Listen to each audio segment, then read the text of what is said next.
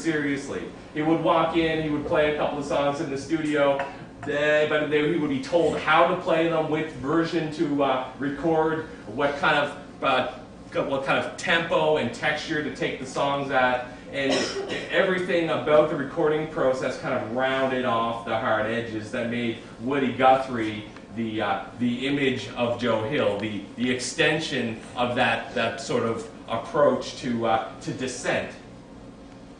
Fortunately, in the last couple of years, 3 recordings have been tracked down. One I'm going to share with you was only released in 2007. It's from a 1949 live performance in a Jewish hall in New York City. It was recorded, the full concert was recorded, all of the discussions in between. And what I would like to point to is not just the lyrics, but the sound that's saved in this recording, the texture and quality of Woody Guthrie that is being performed in this. And I think you'll see immediately the stark contrast here. This is one of the songs called Pastures of Honey.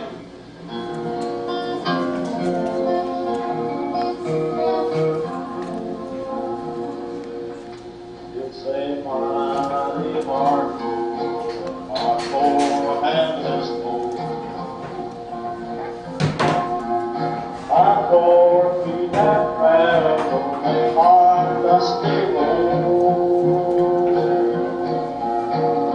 Out of the cold and western river, and your desert walks round the circle.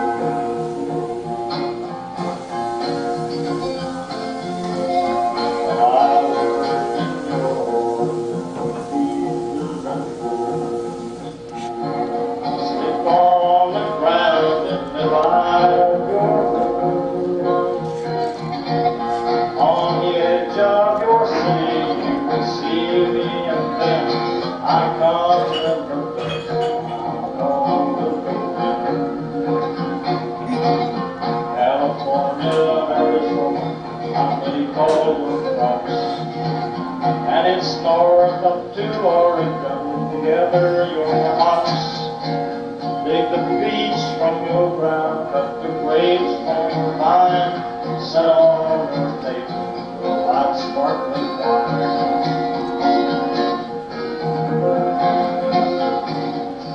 Green pastures of plenty, of dry desert ground. From that grand coulee dam where the waters run down. Ever stayed in this universe, migrants have been, and we'll work in your life. I feel Now, this recording by Woody Guthrie, if we could even get by the kind of the problem, the clearly problematic nature of the recording, because it was done in like the late 40s on a wire recorder, right? It kind of sounds terrible. But if we could put that aside just for a second and think about just the kind of the musical content of what's happening, Woody Guthrie, the guitar, the tuning of the guitar and temperament of the guitar is not particularly finely tuned. The tempo of the song changes all throughout the song. The chord structure of the song changes in every verse, going from an E minor to a G major from time to time, where it seems kind of random. And just before this track starts, he says that he's going through, you can hear sheets moving. He said, well, I just want you to know that folk singers don't have a voice. We're not a soprano, an alto, a tenor, or a baritone. Actually, it says baritone. I don't actually remember the lyrics of any of these songs, so I have to bring them on paper because I write a whole bunch of different versions of every song, and I forget which one they wanted me to record. And I know that you all, because you've heard the recording, you all want me to perform the one that you heard on the recording, and I don't often remember which version that is. So I have to mark it which recordings I recorded on which albums, and he was going through it and shifting, and it's like, I'll just do this one. And then he gets ready and he just performs the song. There's a kind of a remarkable freedom around the performance that gives you a sense of who Woody Guthrie was as a performer.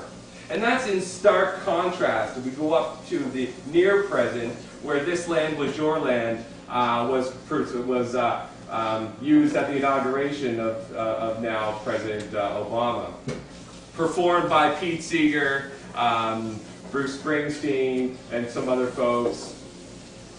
And the recording is used as an expression of, hopeful new America. It's nationalist.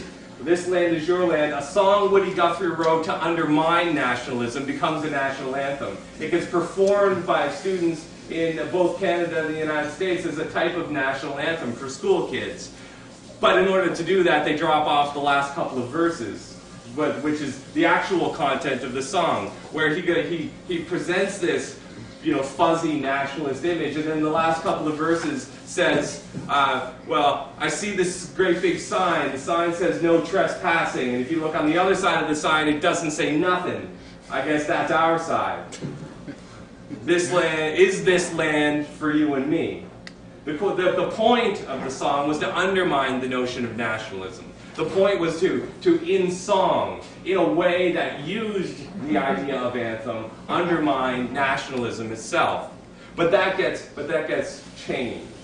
It gets changed for the future, for a particular type of future, a future that promotes nationalism without provoking the freedom, a type of freedom that's underneath it. A type of freedom that, for the IWW, for people like Joe Hill, for people like Woody Guthrie, and people all the way to the present, like Utah Phillips, as a member of the IWW, kind of the way the radical freedom of what they saw as an alternative to nationalism and an alternative to the type of corporate life that we live in. This type of freedom, they looked back to, or looked to, anarchy as a means of expressing that freedom. And not anarchy like that junior high school spray paint the A with the circle through it kind of just nasty youth version of anarchy, not that kind. But something that's more about without the state. An idea that people make things happen. The idea of people expressing themselves and sharing things in music. Woody Guthrie embodies this in part because of his lack of structure in his performance. The freedom makes it accessible. And having access to that freedom frees us to do the same. So getting in touch with that audible past, getting in touch with Woody Guthrie, getting in touch with the sound of Woody Guthrie performing, the recording of Woody Guthrie performing, provides us with a whole bunch of new freedoms to perform music in new ways, in ways that aren't confined and in ways that aren't kind of structured to be a way of policing the body. And this doesn't end there, but it does end there in folk music. Because folk music becomes, by its nature, because it's folk music, and because folk music gets wrapped up in nationalism, it does end there. That freedom that these so-called folk performers are trying to get at gets suffocated by the process of performing a nationalist folk. But I don't think it ends there. And I don't think Woody Guthrie should be understood as a folk performer for these reasons. And to take it further, I'd like to pass things over to Mr. Kafara from the History Classics Department.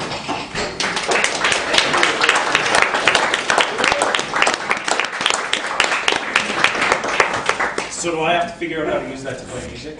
No, I'll do that for you. Okay, thank goodness. Do you want a chair? Yeah. Do you want this? No, I think I'll be all right. But, so I guess it's my job to follow up all the profound things Michael just said. So that's great. I look at all the punk. So I thought the best way to start making connections was pick the easiest one. Does anybody know who Joe Strummer is?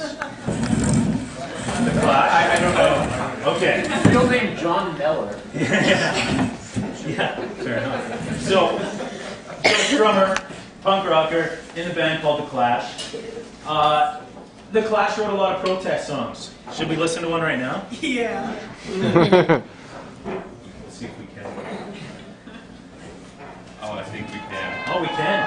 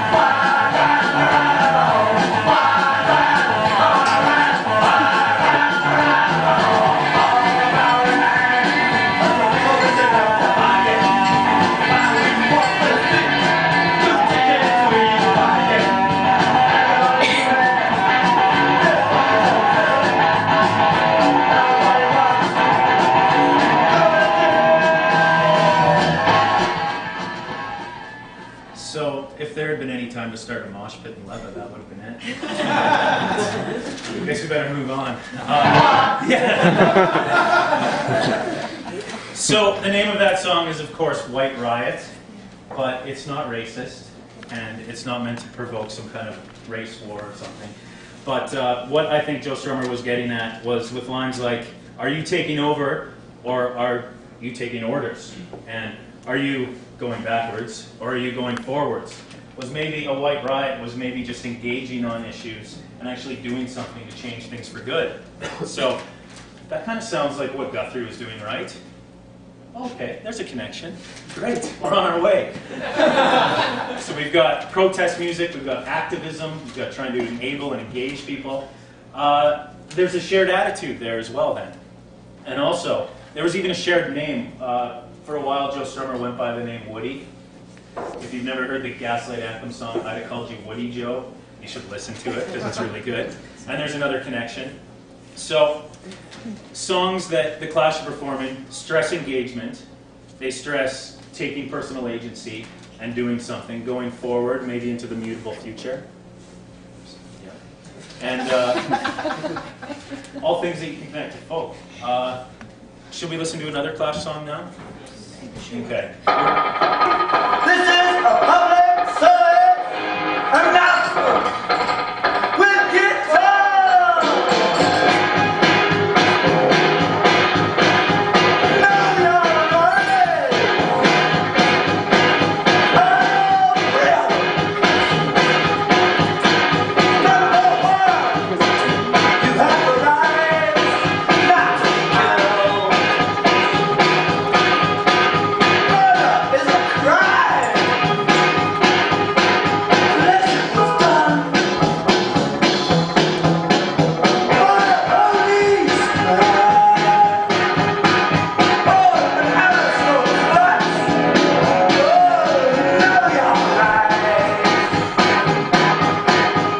And number two, you have the right to food money. Providing the cause, you don't want a little investigation, humiliation, and if you cross the fingers, we have reputation. Know your rights. These are your rights. Hey,